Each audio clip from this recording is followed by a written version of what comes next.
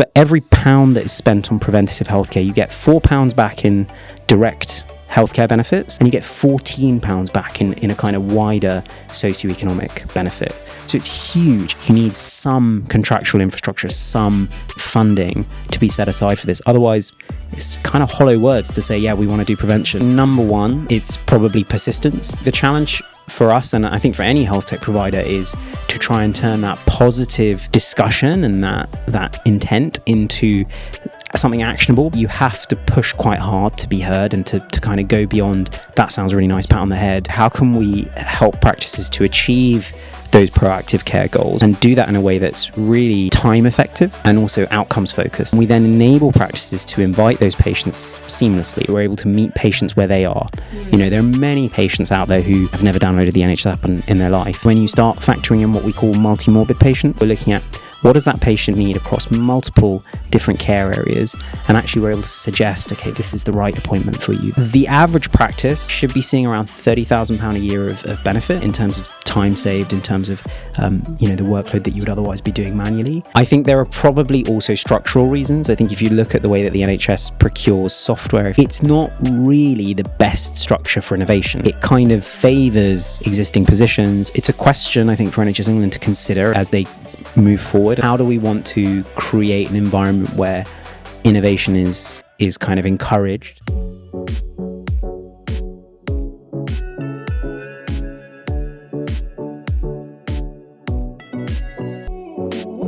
Hello and welcome back to Inside Health Innovation Podcast. Today, my guest is Sachin Gupta, co-founder of Hippo Labs, which is aimed at GP practices to help them reduce their workload as well as improve patient outcomes. The company's flagship product, Hippo Recaller, supports proactive and preventative care. How did this idea come about? And can it really help modernize GP practices and deliver better population health? Let's dive right in. Hi Sachin, welcome to Inside Health Innovation Podcast. No, thank you for having me. I'm very excited. Yeah, it's my first podcast. So. Oh, very nice, Yeah. Very nice. Well, I'm new to it too, so hopefully we'll look after each other through the conversation. Yeah. What I like to do when I start this podcast with almost all my guests is to talk about the word innovation, because I worked in the NHS for quite some time, also in the innovation space more recently. And I find that everybody's understanding or interpretation of the word innovation really differs. Yeah. So tell me, what is yours? Yeah, it's a really good question. I've been thinking about it. I think it's, for me, obviously there's got to be an element of novelty in there, right? That's pretty key. I think it's probably in the word. It's probably part of the etymology of it. But I think to me it's also beyond just novelty. It's about impact. I think if you do something new, but it's not necessarily really changing the outcome or really having an impact on people or on what you're trying to do, then you might just be doing something a little bit new. I don't know whether it's really innovation in the sense of the word with the full gravitas of it. Like you say, I'm sure there are many definitions of it, but I think for me, it's about doing something new. Obviously, with that comes the excitement, but also actually doing something that's going to have a genuine impact on people. Yeah, that's fantastic. So let's start talking about your journey. Yeah. You come from a family deeply rooted in healthcare in various ways, but you went off to work in finance. But then you have returned, obviously, to healthcare in a slightly Health different, innovation, yeah. Slightly different form. Did you always know you'd come back to it? Well, so it's also a good question. I mean, I think if you ask me that at various points in my life, the answer may change. And to an extent, looking back now, maybe it's a little bit inevitable. I mean, it's been in my life. Literally my whole life. There's pictures of me being toted around a medical center. There's my Bubba's medical center when I was born. I was like literally had just been born and they were opening this new thing. So we found those pictures recently. We're like, there you are, literally from birth. I think when I was younger, there was definitely a push for me to go into medicine, and I had considered it. And I think probably initially that almost pushed me away a little bit, because when I first explored medicine and I kind of realized it wasn't for me, I thought maybe, I need to go in a totally different direction and actually, explore what makes me tick and what I really enjoy and what I want to do. I think as I maybe went through university, went into finance and explored those areas, I think I realized that you can do the business side, the finance side, the stuff that kind of makes me tick, and maybe apply that in a different setting, in a health setting. And I think I do have a lot of passion for the health side. I think it's something that obviously you grow up with, and it's, if you're never more than half a phone call away from a doctor, then it's kind of, it's difficult to not feel an affinity for it. I think I think probably looking back, it was a bit inevitable that I ended up back in health, even if I did take a detour. Yeah. And the detour that you took was into finance and investment banking. Yeah. What skills do you think you've brought back to your journey in healthcare from there? I think it's a combination of skills and knowledge. I think obviously you come out of university and you think you know everything, but actually you probably don't know that much at all. And you kind of, I think I learned a lot about, it's going to sound a bit cliche, but the kind of the state of the world and kind of what happens in the real world. And I maybe put real world in inverted commas, because I think actually finance is quite working in investment banking, you work with very big companies doing very big deals, and this kind of huge environment of giants. And I think it's a sort of real world. In some ways, you could say it's quite divorced from the real world that we see day to day, dealing with patients or dealing with practices. But I think it does give you an interesting perspective on that world. Yeah. So there's definitely an element of knowledge and understanding of that wider world. And then I guess from a skills point of view, definitely discipline. I think discipline in terms of how you work and how you approach problems and kind of how the work ethic that is required in that environment, I think is a good skill that was picked up. I think there's probably the more practical skills of concrete skills of like just understanding financial data, understanding, a little bit about operating models and how that feeds into finance, and the kind of, I think for a lot of people, what happens in big companies and in investment banks and with big lawyers is all quite abstract. But actually, when you get into it, it's not too bad. It's quite approachable, and actually you can apply many of those principles and some of those best practices in a smaller business, and it kind of can set you in a good stead. I think the risk can be, and this is something that I learned as I sort of started working in a smaller business, was that not all of those elements apply, and certainly the way in which you work won't always apply, and it's about kind of finding a medium, a happy balance between the two. Let's go back to your baba, or your grandfather's journey, and we've obviously talked about it. It's quite an inspiring story of resilience, dedication to building a life in the UK, and I know he came from India. What do you think he's imparted to you in your sort of professional or personal journey, for that matter? I mean, so much, too much to even capture. But I think his story is a very inspiring one. I think it is something that really helps me. Almost not, the North Star is obviously different in practice. We're going for different goals, but the principle of working towards that goal and trying to work towards it with obviously hard work, but also humility, and also trying to find joy in life. He's a remarkable man. I mean, he came over from India in the 60s by himself. He had to leave his family behind.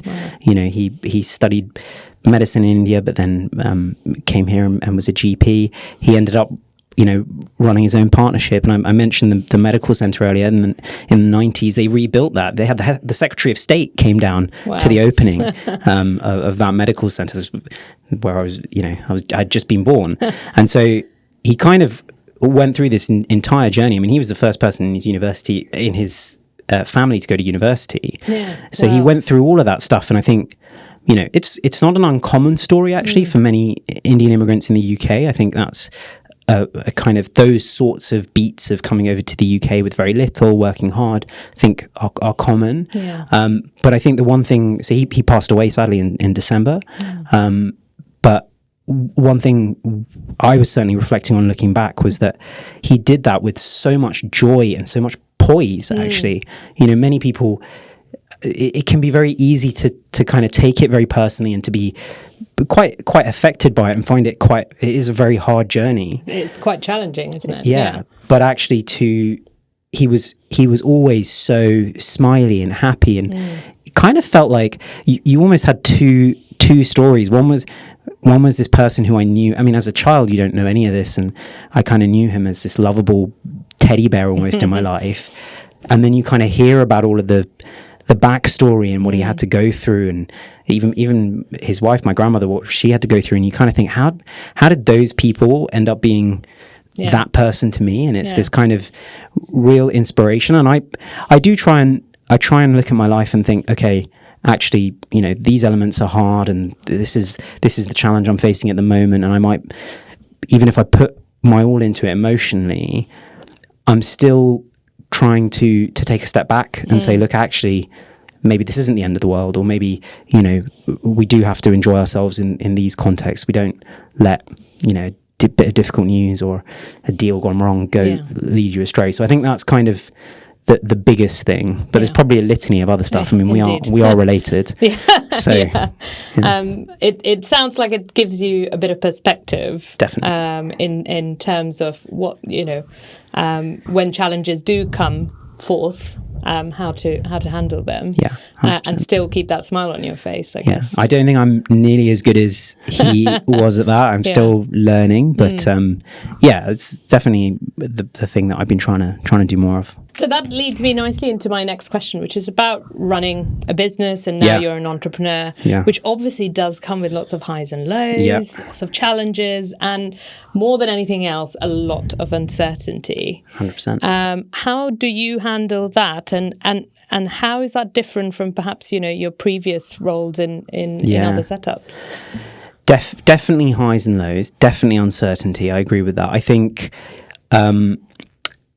it's interesting, and I reflect on it quite often, because working in a sort of high-powered corporate job versus this world, they're both intense, but in quite different ways. I remember back when I was working in the city, it was very much, you do long hours, you'd be expected to be there until midnight or later, and it was kind of this slightly, the North Star was maybe a bit different, but there was an interesting kind of payoff for that, or maybe kind of contrasting scenario where if you didn't have any work, if you happened to have just finished a deal, or you happened to just be between things, you had a freedom that you don't. I'd almost never experienced in my life, because you're at school, you're at university, you could always be doing a bit more, you could always be studying, you could always be, picking up some more stuff. Whereas I'd kind of reached a point where I was doing the thing I wanted to do at the time, and you had a freedom, which was quite interesting. Whereas I think now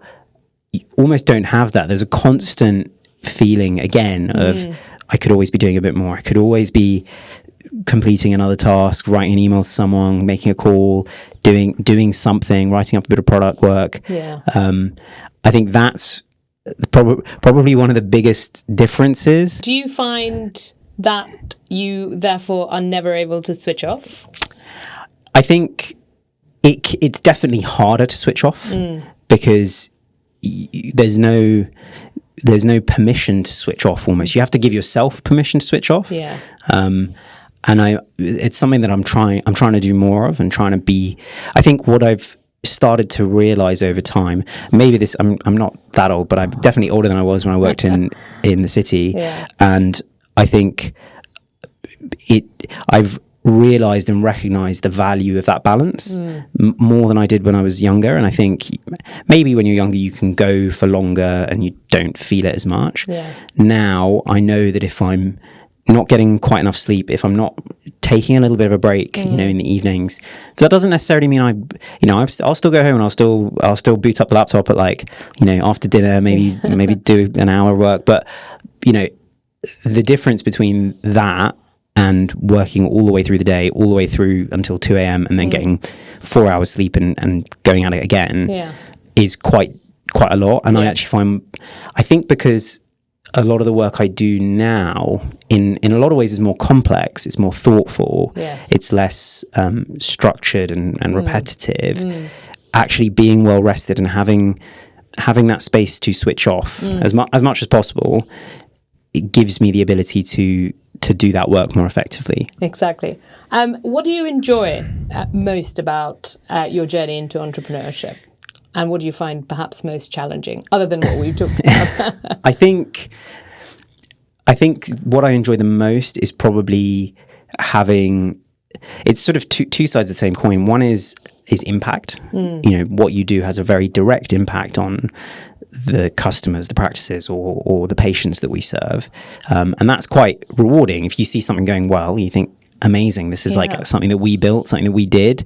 Wow, like that's quite exciting. And I think related to that is the idea of kind of control and ownership to a certain extent, right? You can really make a difference to a product or to, even if it's like simple like a workflow, you can see that change, and that's quite rewarding in itself. I think sometimes you work in a big business, or you work in maybe a place where there's a lot of bureaucracy. It can be quite hard. You sort of do something and then nothing's going to change for 6 months, if ever.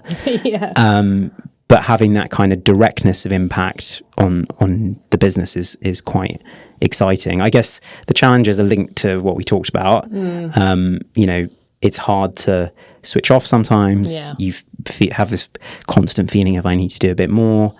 I think to be honest, the other big downside is the flip of the positive, which is that if things go wrong, you feel much more personally responsible, and you feel quite heavily incentivized to do something about it. And that can be stressful, definitely.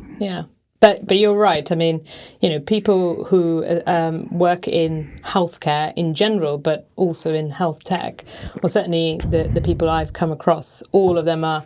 It's almost addictive when you see the positive impact of your actions. 100%. Because it's actually making a difference in people's lives almost, rather than sort of perhaps just filling pockets and it's very direct, right? I mean, oftentimes in finance, people you can make I think quite a valid argument to say, look, we're funding businesses. True. You're enabling these businesses to do what they do.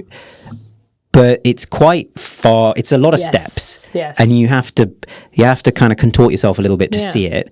In this case, in our case in particular, you invite a patient, they come in, they have some healthcare done. That's quite meaningful. They have a cancer screening.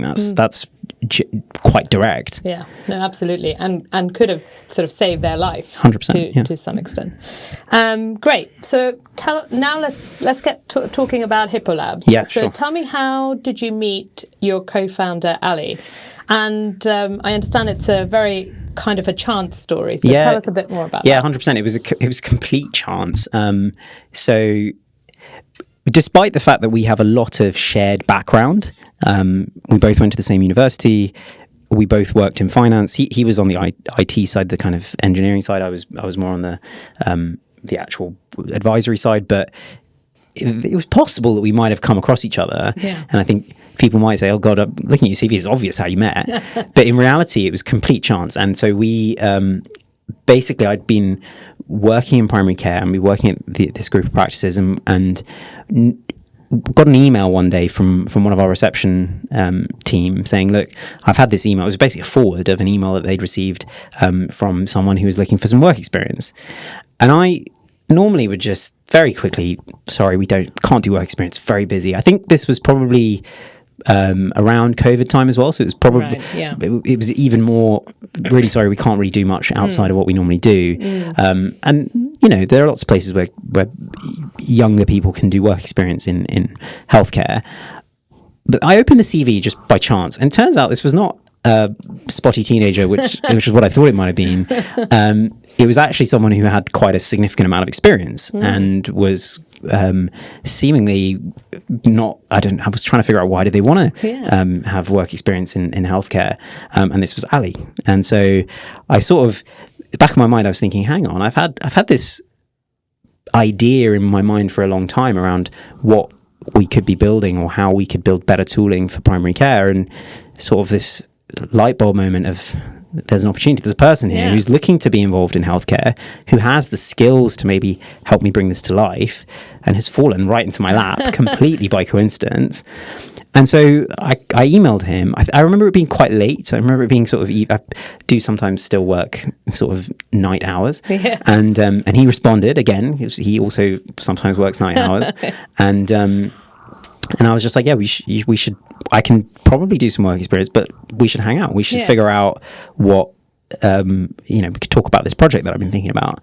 And we did. We sort of started to have these discussions, and it kind of snowballed, and we had more and more discussions. We realized pretty rapidly that this is something that in theory it made sense. We took a little bit of time. I think both of us wanted to maybe de-risk it. We had the ability to de-risk it. Yeah. And spend a bit more time working out what was possible. I think one of the challenges working in health tech is often that you can have great ideas that in theory make a lot of sense, but the technical infrastructure in place is often not able to support that, or it'd be very hard to do stuff.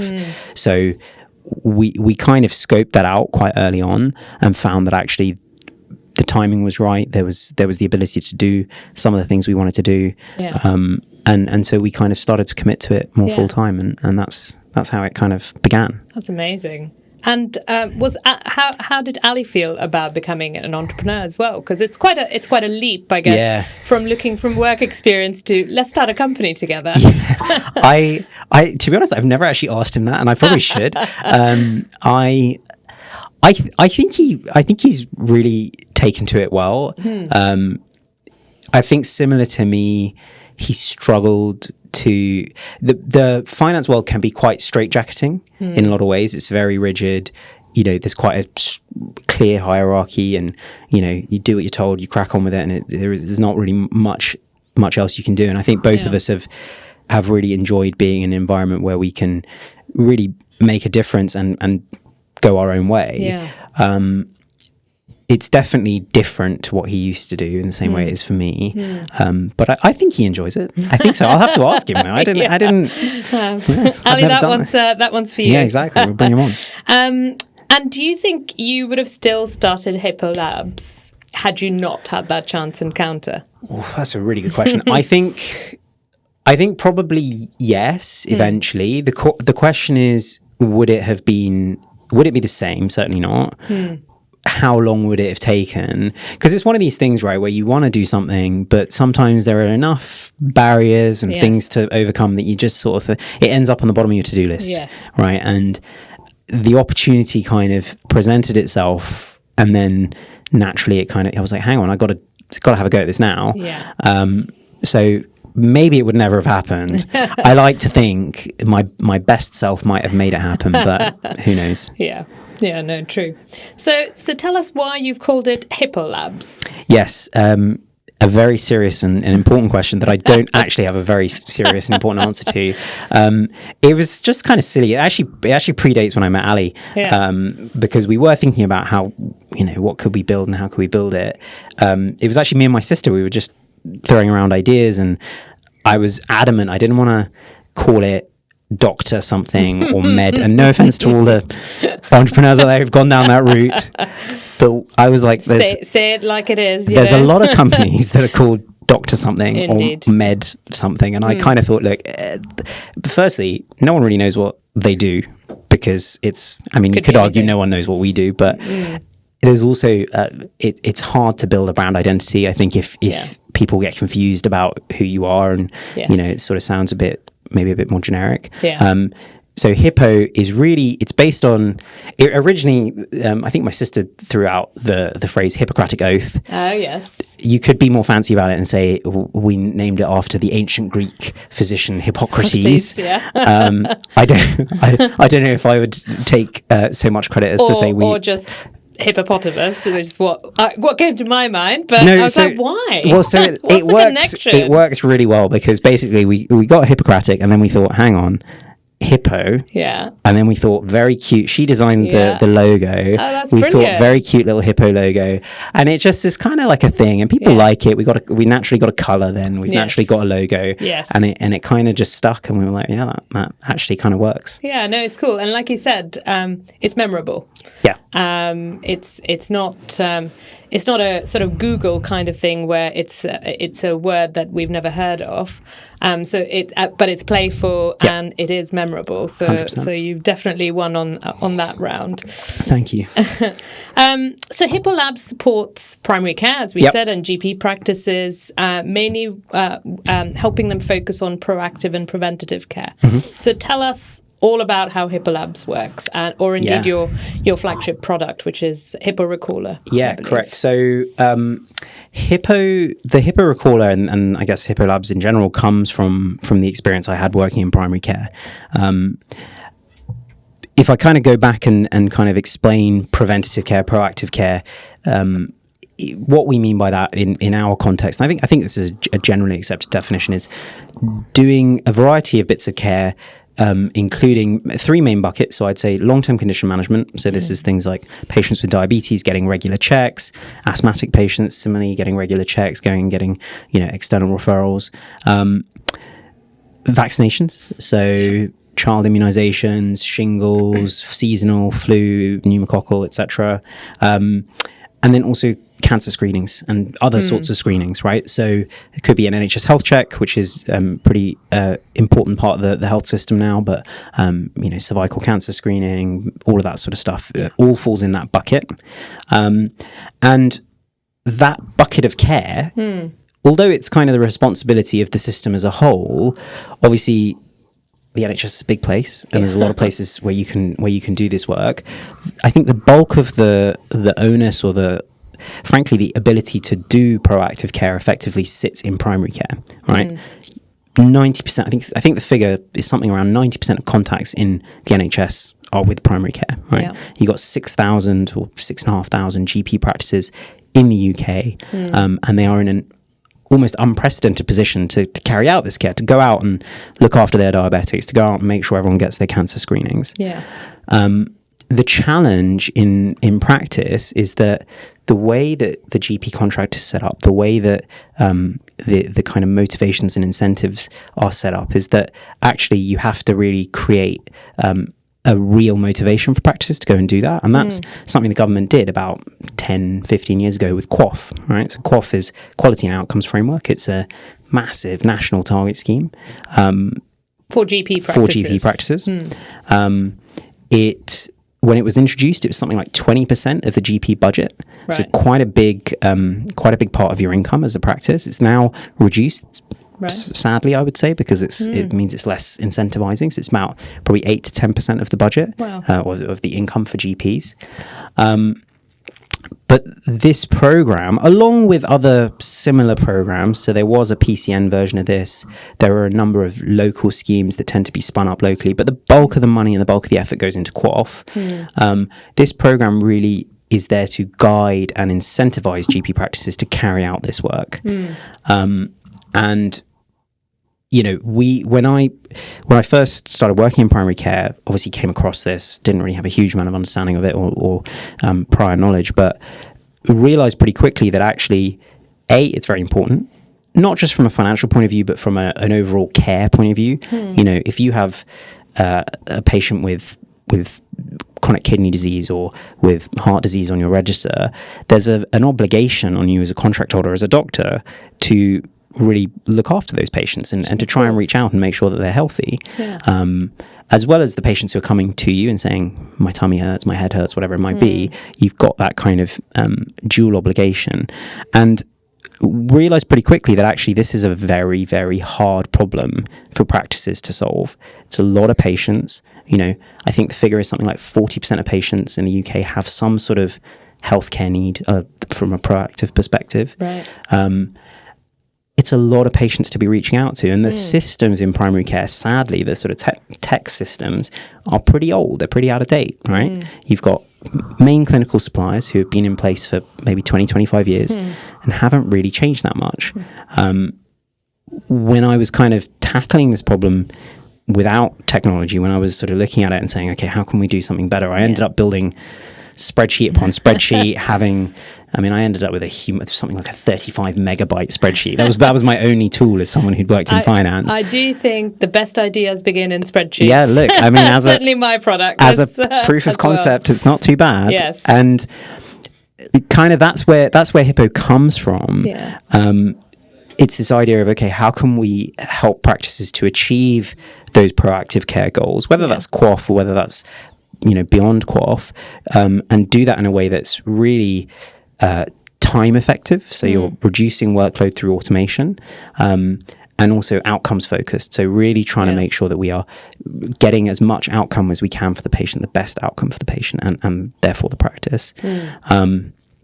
At a high level, it's not an overly complex product. We plug into the clinical systems, we pull out that data, we figure out which patients need what care. So we automatically know from day one or day two of being integrated with a practice that these are the patients who need a diabetes check. These are the patients who need cancer screening. These are the patients who need a NHS health check. And we then enable practices to invite those patients seamlessly, right? So you've kind of got this data in the platform now. You can then, within sort of 2 or 3 clicks, basically start sending out invites to those patients. Brilliant. And we do that in a way that's quite innovative, I think. we do that in a way that is intelligent. So we learn which sorts of messages patients respond to and try and adapt to try and basically drive uptake. And what channels do these invites go? So we send invites via email, text, WhatsApp, NHS app. So we use a complete sort of multimedia set of channels, and that actually is quite important because it means that we're able to meet patients where they are. There are many patients out there who don't respond to email, or who don't have WhatsApp, or have never downloaded the NHS app in their life. And so by using this kind of multi-channel approach, we're able to gently nudge the patient. That's one thing we do, is we sort of send a couple of messages and hope that we try and persuade you that way. But we're also kind of meeting patients where they are, because there are so many communications that go to patients and just get completely ignored. And if you look in the private sector, someone like a Specsavers is the example I always use. Specsavers, in fact, they sent me a message like 2 days ago. I was looking at it, I was thinking, God, they will not let go. They knew you were going to talk about them on the podcast, and they wanted the props, and they get it, honestly, because they will send you an email, they'll send you a letter, they'll text you, they'll call you, all in service of you getting an eye test, which is not a bad thing. Obviously, they have a commercial incentive. Practices have some form of commercial incentive, but there's actually really a wider system incentive, right? Indeed, the stats on this are kind of mind-boggling. So it's something like 40% of the NHS budget is spent on preventable chronic conditions. Right. Huge swathes of time and effort on this. For every pound that is spent on preventative healthcare, you get £4 back in direct healthcare benefits, some system reduced workload, and you get £14 back in a kind of wider socioeconomic benefit. So it's huge. Every pound you invest in preventive care, proactive care, is just bringing you more return than almost anything else in the sector. So if you can invest in preventative care, if you can make those systems easier, which is what Hippo is trying to do, then really, the theory is that you can actually reap rewards across the system, not just at practice level. That's amazing. Those stats are really, really fascinating. And if a GP practice doesn't have access to a tool like yours, how do they do this? How do they find the patients and contact them to come in for these checks? It's a really manual process. So practices have obviously got their clinical system. So nowadays, I don't think there are any practices, hopefully, who are on a paper-based system, but pretty much everyone will have a core electronic health record. You can query that. So you can use a set of queries that you maybe buy, or you can build your own queries. It's quite time-consuming. It's quite complex to actually build those queries in the system. You then basically will extract this data manually. And then you have a couple of choices. You could either send out a big batch message, try and capture as many patients as you can, or you could just ring them. I mean, in the past, you're talking not even that long ago, sort of 3-4 years ago, most practices would be ringing most of these patients, right? Huge amounts of time being wasted. Perhaps. Literally thousands. The average average practice probably looking to invite sort of 3,000-4,000 patients. And I think the added complexity to that is when you start factoring in what we call multi-morbid patients, right? Patients with multiple conditions or multiple needs. Yeah. Because when you work in that kind of old manner of running searches, running these queries, you end up with what I would call list-based care, right? Is the patient on my list? Yes. Therefore, I'm going to invite them for this appointment. Yeah. What we're able to do by integrating and looking at all that data simultaneously is we're able to kind of shift to a patient-based care, right? It's holistic. We're looking at what does that patient need across multiple different care areas, and actually we're able to suggest, okay, this is the right appointment for you. This is the most optimum way to serve that patient's needs. And obviously we do the automated messaging, which helps to reduce the workload, but we really try and make sure that actually no patient is left behind. So if patients don't respond to those automated messages, and we know that a percentage will not respond, and that's fine. There'll be patients who've got questions, patients who are not, digitally enabled. We surface those patients to the practice. So it's one of the big differentiators within the system is that you kind of work your way through the automated messaging, and then actually when you fall out the end of that process, we flag you to the practice and say, hey, actually this patient needs a bit of human love and attention. And so that gives you, as a practice, a kind of end-to-end process. And you can say, right, we're really tackling all of our patients most effectively, using our time really, really well, and getting the outcomes we need. That's brilliant. And so you're not just helping the patients reach the appointment or the optimum appointment, you're obviously helping the practices achieve their QOF targets and so on and so forth. But indeed, as you said, sort of helping the wider system and all the benefits that you've highlighted.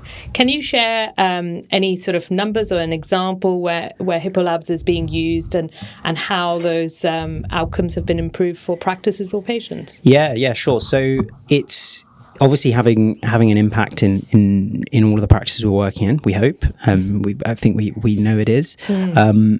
So the average practice that we work with, we estimate if they're using Hippo kind of fully to the max, you should be seeing around £30,000 a year of benefit, right? In terms of time saved, in terms of the workload that you would otherwise be doing manually.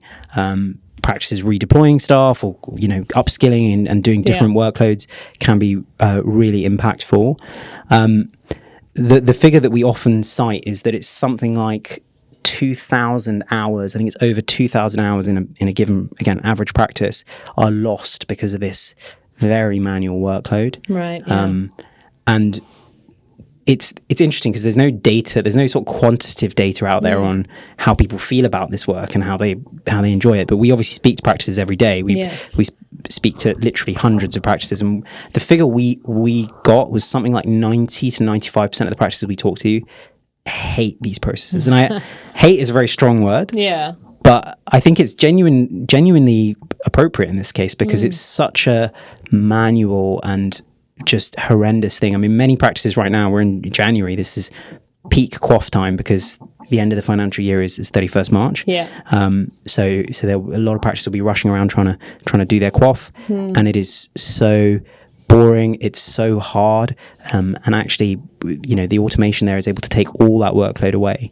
And we're able to help them achieve the outcomes. Yeah, that's amazing. And in terms of sort of patient response rate, so you talked about obviously how you use so many different channels, and Hippo Recall also learns which channels might work for me versus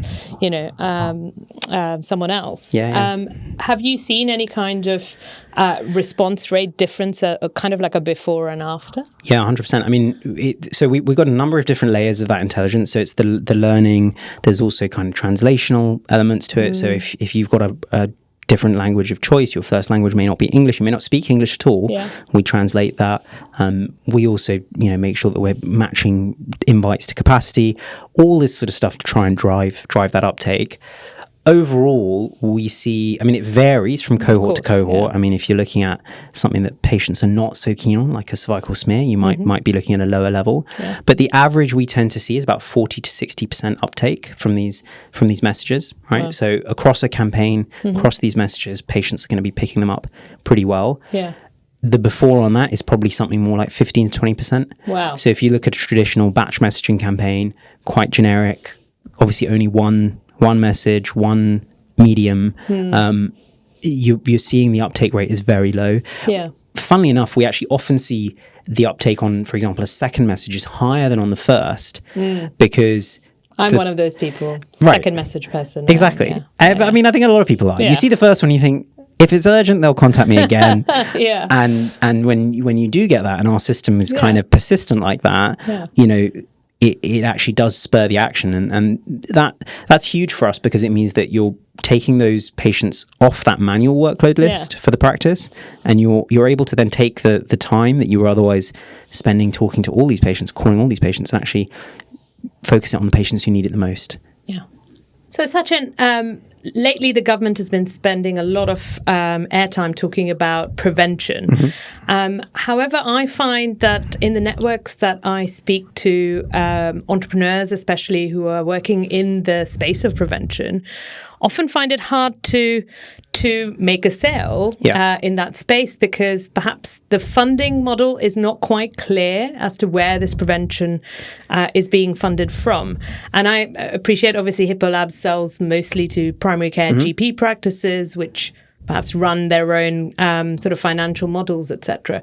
But what are your thoughts about prevention at large and how that's being supported in the current climate? Yeah, it's a really, really good and vitally important question at the moment because obviously we've got a new government, which is very exciting, and they've laid out their stall, and one of the big three areas that they're talking about is prevention. Yeah. The other two are actually also our wheelhouse, is digital, analog to digital, and moving care into the community. So we feel pretty happy about those priorities. But I think prevention is the key one, and it's obviously the underpinning of what we do. Yeah. It's so important. I mean, the figures I've seen indicate that something like 80% of premature deaths in England are linked to preventable chronic diseases. Wow. So huge kind of impact there. Yeah. From an economic point of view, obviously it has a huge, wide-ranging impact, probably increasing. I think the figure I've seen is that if you invest in preventative care and you're able to apply preventative care more broadly and earlier, you could be looking at, this is just in the UK, something like 320 billion of GDP over a 20-year period. So it's an area that is, in theory, very investable. The problem often comes, and obviously at a top level, the Labour Party is supporting it and saying, this is what we want to be doing. Yeah. The challenge then becomes, how do you translate that in practice into contract infrastructure? How do you translate that into funding pools, as you say? Yeah. Obviously, you mentioned within primary care, GP practices have an element of their own discretion, and they run their own businesses, so they can do that.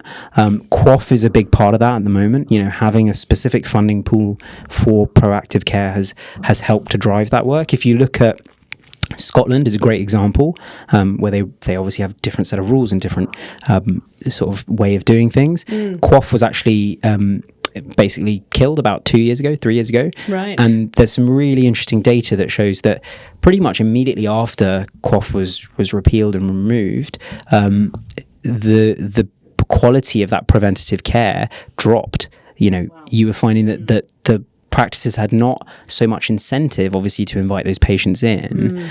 The fear I have at the moment, the things I'm hearing are around, we don't like QOF, or QOF is, not. Right. Maybe we need to repeal it in England. That worries me because I think actually at a top level there's an intent, there's an interest in driving this preventative care agenda. Obviously, we talked about the huge prize here, right? If you can do more preventative care, it's wide ranging in terms of its impact in the health system, but also outside of that.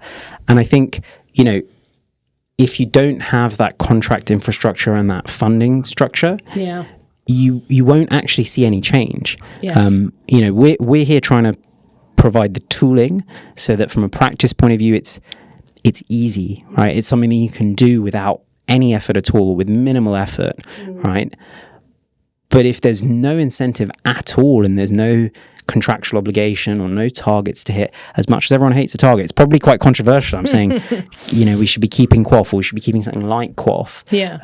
There are many drawbacks to a scheme like QOF. It's not perfect by any means, but you need some contractual infrastructure, some funding to be set aside for this. Otherwise, it's kind of hollow words to say, yeah, we want to do prevention, but we're not going to create the infrastructure for it. And that's one of the things that I worry about as we move forward. No, absolutely. And I think I've had several of similar conversations about how important it is to have that infrastructure supporting people trying to work in this preventative care space. So, and you've already mentioned that QOF has been cut already by a significant amount, down to sort of 8 to 10%. Yeah. So it used to be a much bigger portion of a GP's income. It used to be 20%. It's now closer to 10. If you look at, there was another scheme called IIF, which was meant to be a PCN QOF, essentially. It was meant to be the same sort of thing, but for at-scale practices and PCNs. That was on a sort of upward trajectory, and then after COVID, it's been completely cut back. It's now got 2 targets from a peak of maybe 15 or 16, and I think it would have gone up. So it, obviously it's one of these things where no one wants to have this challenge. No one's excited about, okay, I've got to jump through these hoops and do all this outward work.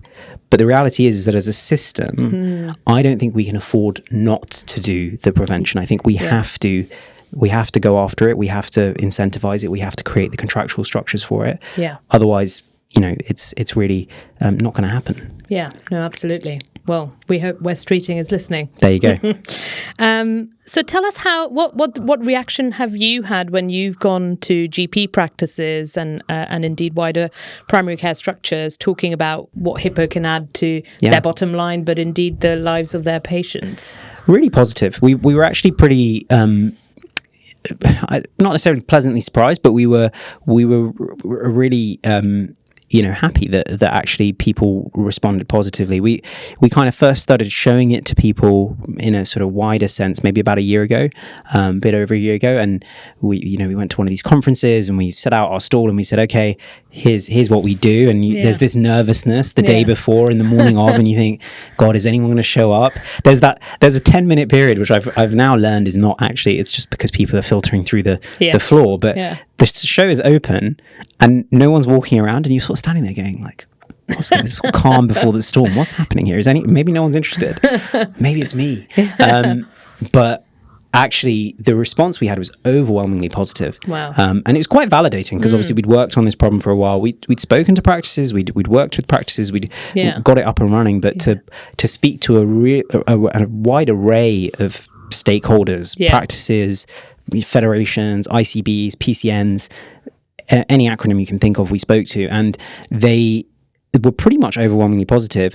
I think the challenge for us, and I think for any health tech provider, is to try and turn that positive discussion and that intent into something actionable, because the healthcare system is so overwhelmed and there's such a struggle to really do anything that you have to push quite hard to be heard and to kind of go beyond, that sounds really nice, pat on the head, to actually, let's change the way your practice works, let's change the way your system is structured. And so that's kind of the challenge we've been obsessing about over the last 6-12 months, and I hope we're starting to get there. I hope we're starting to figure out how to make that traction. But yeah, I think that's a general it's a lesson certainly I've learned is how to do that and how hard that is.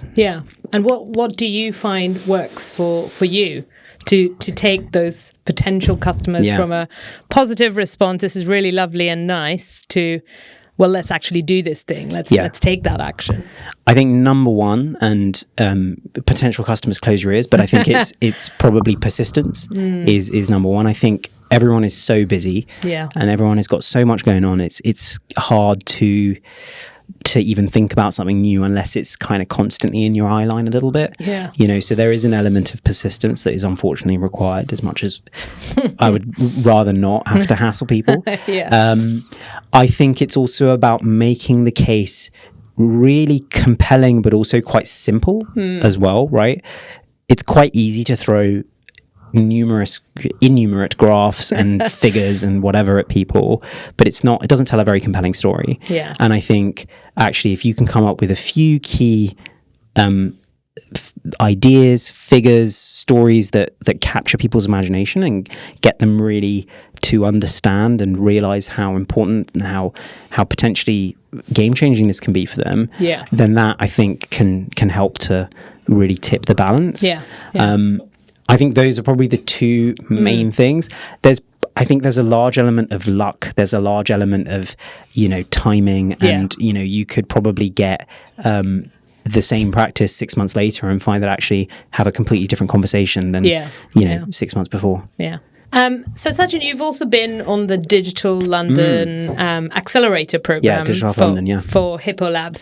So how has that helped your journey into sort of commercializing Hippo Labs? Yeah, I mean, it was a really great experience. We applied for it. It was a while ago now. I mean, we finished the cohort probably 3-4 months ago, and so we must have applied over a year ago, year and a half even, and we'd applied for a couple of these things. It was obviously difficult to know what the outcome is going to be. We were very pleased to be invited on it, and that was a kind of real boost in itself. But I think for us, it was a few things. It was obviously the intrinsic validation of being on a program like that, having the logo, being able to tell people you're on this thing is obviously nice and helpful. I think the value of the course itself, I think they've constructed quite a thoughtful program. It's not just here's lots and lots of detail about very specific things. It's actually quite a broad program that looks at all sorts of different aspects of building a startup in healthcare. They take on companies that target lots of different parts of the system. So they've developed a really good broad program, but also quite applicable and quite actionable in terms of what they deliver. And then I'd say the third thing is their network. Their network is so good, and they have such good access to partners in the system that almost no matter what stage you're at as a company, it really is, that can be a real boost for you and can give you access to a bit of a leg up that maybe otherwise you wouldn't get. Yeah. And in terms of sort of your entrepreneurial journey, would you say the Digital Health Accelerator is more focused on your entry into the healthcare system of the NHS, or does it also support the entrepreneurial side of it? No, it does both, which I was to be honest, I was probably surprised by it. Maybe I didn't read the literature thoroughly enough, but I think you assume that a digital health accelerator is going to be focused more on the health aspects, and I think also for many people coming from outside the space, that can often be the most sort of opaque and maybe sticky and difficult to get through. Most people don't know how the NHS is structured. I think everyone accesses it at some point or another, but it's just kind of a bit of a mystery for many people. No matter how many good animated videos come out of the King's Fund, 100%, which we all love. The King's Fund is great, which we all love, exactly. But to be honest, I still hear exactly that. Who's googling King's Fund animated videos, right? It's mostly people who already know and want a reminder. I think there's definitely the healthcare aspects which are useful, but I came in having worked in primary care and knowing quite a lot about those elements, and actually still found it really useful because there were a lot of aspects to a more general building a business, and then the kind of meeting in the middle of those two components, building a business in healthcare, and what are the things you can do and the pros and cons of different market approaches and that sort of thing that they were able to bring together, which I think was quite unique. Yeah, that's fantastic. So let's talk about funding and funding your business. So I understand your journey has been fully bootstrapped up to now. How's that working for you? Stressful. It's not easy for sure. I would say, obviously there are pros and cons to all sorts of, all these decisions. We have had discussions with investors over the life of the company, and we've made decisions and kind of gone down this route. But I think, for us, the bootstrapping has really worked. The NHS health tech in the NHS is a very particular and quite peculiar market in a lot of ways. And I think the challenge taking external funding, and that's not to say we won't do it. I mean, it's something we may well do in the coming months and years, but you have to be really thoughtful about it before you go and do it, because it's not like any other market. And I think actually the risks and the time frames and the kind of investment profile can be very different. Obviously, when you bootstrap, you have to be lean. You have to be really thoughtful about every decision. You have to, be ready to take on that risk.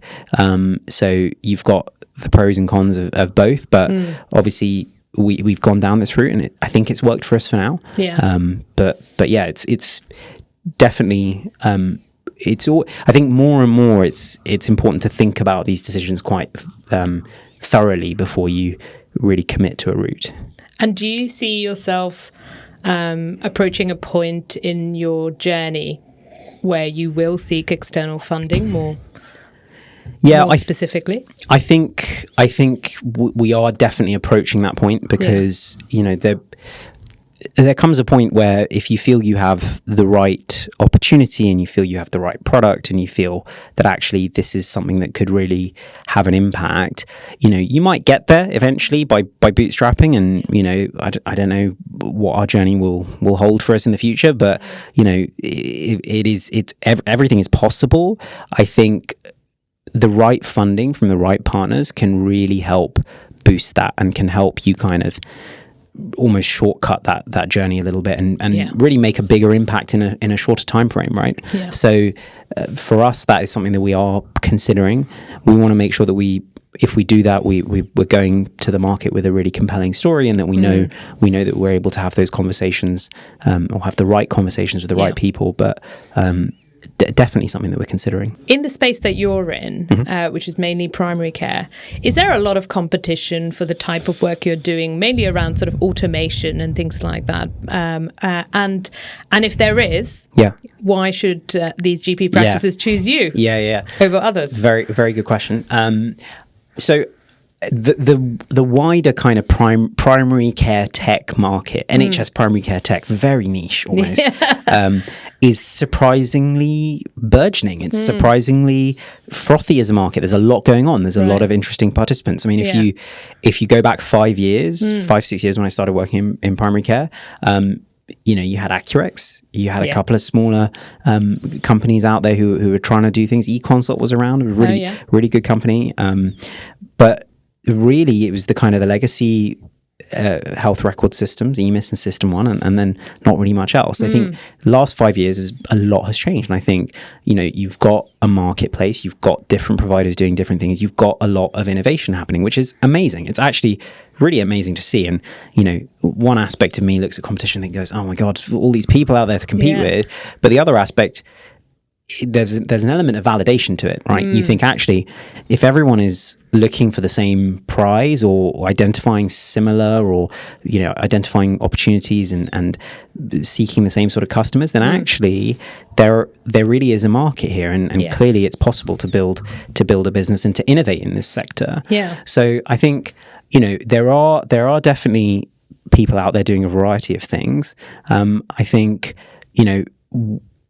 our perspective is quite unique, I like to think, because we approach the problem with quite a different lens. We look at a lot of the problems in primary care from a management and admin perspective. There are many startups out there who really focus quite heavily on the clinical side, and I think that's understandable. It's a GP surgery after all, it's in the name. But our take on this is that actually clinicians, I mean, everyone works very hard, but the clinicians are so well trained to do what they do that actually they often are best placed to do their work. It's the management teams and the admin teams that need the support, that haven't had the love and care over the years. They're using the same system they used 20 years ago. And we really approach the kind of problem space in primary care with that lens, and I think that gives us quite a unique perspective, which you can see in the product today. You can see that in how we've built it and the response we get from the people that we talk to. And you can also see that in kind of our roadmap and where we're going. What we're trying to build is really focused around that very particular target market. rather than trying to maybe be a jack of all or trying to cater to a different market that doesn't experience the problem as intensely. So I think for us, that's kind of the philosophical difference. The product has so many really great features. If you are a practice management team and you are facing this problem, which I think most are, of how do I get patients in, all of the automation, the intelligence, it's all built around how do you be most effective in that work. And it's only going to get better. Yeah, fantastic. And you've mentioned obviously that in the past 5 years, perhaps the market has started burgeoning. But what about these sort of healthcare record providers in the primary care space? We all know there's really two big players in that space. Why aren't they changing? Why aren't they evolving? It's a very complex and possibly loaded question, but I think it's, well, there's probably a couple of things. One is that it's a very complex problem to attack, right? To be the record of choice, the kind of, well, they used to call it system of choice. For primary care involves a lot of features and functionality that actually take time to build and to get to. So I think that's one thing, and EMIS and System 1, as much as you might have feelings about them either way, they have got that deep feature set, and it's hard to challenge. I think there are probably also structural reasons. I think if you look at the way that the NHS procures software, if you look at the way they have kind of created a structure of frameworks and funding that kind of sticks with those frameworks, it's not really the best structure for innovation, right? It kind of favors existing positions. Often frameworks are built around products that already exist and are a way of enabling infrastructures or structures to buy those products. But, you could be talking about a 5+2 7-year framework, or maybe it just rolls over and suddenly it's 10 years. And actually, if you're on the framework, is there much reason to change your product? Probably not. It might even negatively impact you. And it's a question, I think, for NHS England to consider as they move forward and as they develop their plans of how do we want to create an environment where innovation is kind of encouraged and fostered, and not, you don't end up with stagnation, which is, I personally think, maybe it's controversial, I think that's what frameworks do. Yeah. Well, I may not disagree with you quite openly on that either. So tell us, what would you say are your top 3 priorities in the next 6 to 12 months? Oh, good question. I think the first one, and I'm all over it this week. I've been interviewing all week. I'll be interviewing for the rest of the week and next. Building the team. So we've got a really good product, we've got a really good fit, and we know that practices are benefiting. So we want to build the team out so we can just do more of that, speak to more practices, help more practices to have that impact. I think the second priority is really to develop the product further, to take it from the great product it is today to something that is, completely exceeding everyone's expectations and, doing things that practices don't even know is possible almost, right? Right. Yeah. That sounds very, very lofty as an ambition, but I think it's actually, a lot of it's not overly complex, and there's a lot of stuff that we are building and we're in the process of scoping out that we think is going to make a really big difference to practices. Yeah. And then the third thing is really to just create something that is sustainable and kind of repeatable almost, right? Something that I know for the last 2 years there's been a lot of grind, and it's been a lot of trying to really make sure that that you're able to kind of get some traction and you're able to build something that works. But to try and create something that's a bit more stable, that can actually, I want to be able to take a break, have a holiday without worrying about everything falling over. Or, that's kind of more of a personal ambition maybe. But I think actually as a company, it's an indication of maturity. And if you can get to that stage where, things are kind of ticking over nicely and you're growing and developing at the same time, that would be a good priority. Yeah. No, that's a great set of priorities. So let's focus in on the hiring that you're doing. So I understand you're hiring for a clinical lead, a founder's associate, etc. How are you going to ensure, as you start to grow this team, that you pass on that vision and values that you've so articulately described today with us?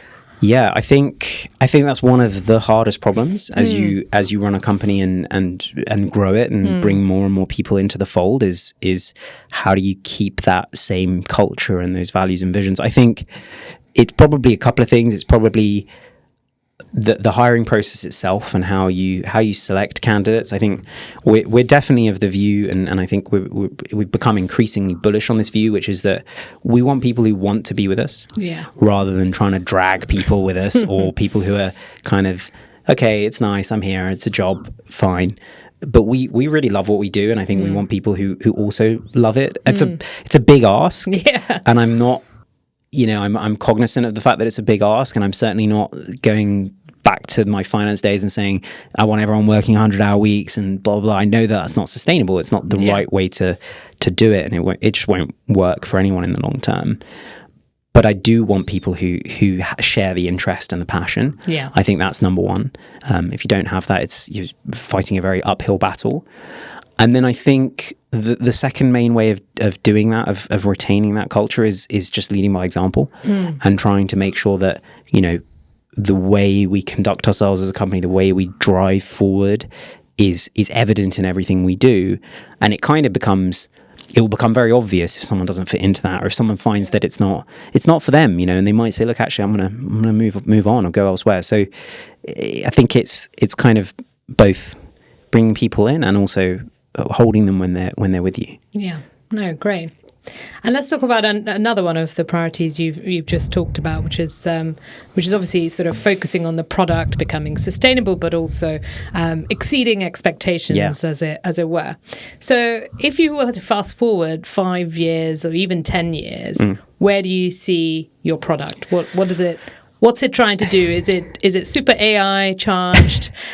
Where are you headed? What's that vision? Yeah, it's a very good question. I get asked it all the time, and I don't have the most I don't have the most concrete answer, and I'm kind of okay with that, because I think the reality is that 5-10 years is a long time. Indeed, and we talked about the market burgeoning, and there is a lot of change, and we've got a whole new plan coming for the NHS. So it's a difficult time to be looking into the crystal ball. Yes, I think obviously we want to have a great product. We want to be loved by practices. We want to kind of have that relationship with practices where they kind of can't live without us. They don't want to, right? And we want to be exceeding their expectations and really getting the outcomes they want for them, but also for their patients, right? Yeah. It's an interesting market working in healthcare, because you're not only working with a provider, you're actually working with the patients downstream, more often than not. Absolutely. Most products will have some impact on a patient at one point or another, and so you kind of want to have an impact in both places, positive impact. I think we want to do as much as we can for practices in the long term. I think practice is really where our wheelhouse is at the moment, and I think that we know the problem really well. We know the people, we know the culture, and I think that's something that we can continue to grow into and do more for. But it depends. It depends on how the wind blows. It depends on what happens. Very different for all we know. Yeah, exactly. No, fair enough. Appreciate 5 to 10 years. It's a long time. Quite a big push on you in terms of timescale. So some of our listeners are also other innovators. I am one of those as well, as we launch a product into the market. What advice would you give to somebody who's new to this space? It could be health tech, but generally innovation in healthcare. Yeah. And where should they begin when they've got an idea? Well, I think where they begin is probably linked to the advice, which is, I think you have to start almost in the problem, right? You kind of, I think it can be very hard to approach it completely outside in. Yes. And to just sort of look at it. Often, I think people look at it as a patient, maybe. You experience something and you go, okay, actually, I see something that's not efficient. Maybe I could do this.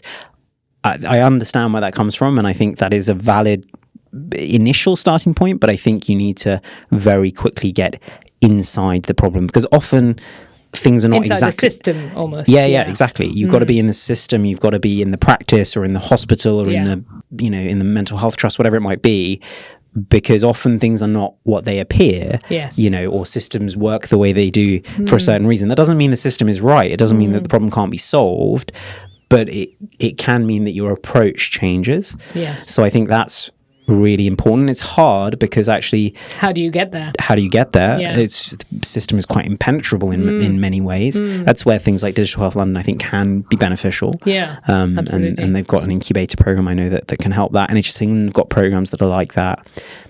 Often you could just go direct, to be honest, as well. I think seek work experience. Absolutely. Like Ali did. Yeah, exactly. I mean, it's kind of true. I think if you want to help practices, go and work as a receptionist for 6 months, or a year, and see what it's really like on the front line. I think that's probably number one. I'd say the kind of the broader advice is you've got to have that resilience. You've got to be willing to kind of take the good with the bad and not necessarily brush it off. It's hard when difficult stuff happens. It is not easy, and you've got to be able to process that. You've got to be able to just let it sit with you, but equally you can't let it dominate your life. You have to kind of move forward, and you have to kind of say, look, actually bad stuff's going to happen. I want to build something bigger than just me and myself. I'm going to have to take that, and I'm going to have to move forward. So I think resilience is really important. And I think the third thing is probably coming all the way back to the beginning when I talked about attitude and the way that you approach the problems. I think you have to have positivity. I think that's linked to the resilience, to be honest. I think if you do not have a positive approach and you don't think, okay, this can be solved, or this is the right way to deal with a customer, you're going to find yourself coming unstuck in all sorts of ways very quickly, whether it's with your customers, whether it's with your team, whether it's in your work. I think that positivity, as hard as it can be sometimes, is an important, I think, cornerstone to come back to. Yeah, no, absolutely. I mean, we talked about how the entrepreneurial journey is filled with highs and plenty of lows and tough times. I certainly find sort of having a network of similar similar people around you, or people going through something similar, always helps. And certainly the Health Innovation Network programs that I've been on have helped with that, and those types of networks I certainly find quite invaluable. So Sachin, hindsight is a wonderful thing. Yes. Looking back on your journey from start to finish, I say finish, start to now, for Hippo Labs, is there anything you would do differently? I think probably a couple of things. One is probably taking my own advice that I've just given, which is getting closer to practices, but actually kind of maybe getting a broader range of practice input or kind of potential customer input. And it is hard. It's hard to kind of talk to people in the abstract. It's hard to show people things at an early stage, but actually having those conversations or experiencing the problem from different perspectives and different lenses, I think would have probably helped us a little bit more in those early days. I think the second thing is something that people always say about startups and tech startups in particular is around MVP, right? The term minimum viable product. The focus has to be, you have to put a lot of emphasis on the M and the V. And I think it's very hard to have the discipline to do that. And I don't think we did. I think we kind of started building something more complex than we needed to.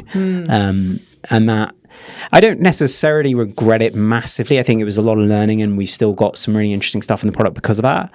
But it slowed us down probably initially, and I think it meant that we took a bit of a circuitous route to where we are today. So I think, sitting down, having a fresh think and talk to other people, because sometimes you get really, I think the challenge can be, I know certainly with myself, you get very embedded in a problem and almost like obsessive about it. And then it can be hard to sometimes change your perspective. So you can kind of, if you get other people to look at it in a different way, that can sometimes help you, and you can have a bit of a different light bulb moment. But I think those are probably the two main ones. Yeah. It's been a very interesting journey, and I'm hoping it'll be a very interesting and rewarding journey going forward as well. Yeah, and I'm sure it will be. Well, thank you, Sachin, so much for joining us today. Thank you for having me. Your insights have been excellent. I've certainly enjoyed our conversation very much. Good, me too. And I look forward to seeing you again. Yeah, likewise. Thank you. Thanks for listening to today's episode. And make sure you like and subscribe to our podcast to ensure you get hold of the episodes as soon as they land. Also, don't forget to keep an eye on our socials for sneak peeks and all the information you need to know more about the healthcare innovation space. I'll see you next time.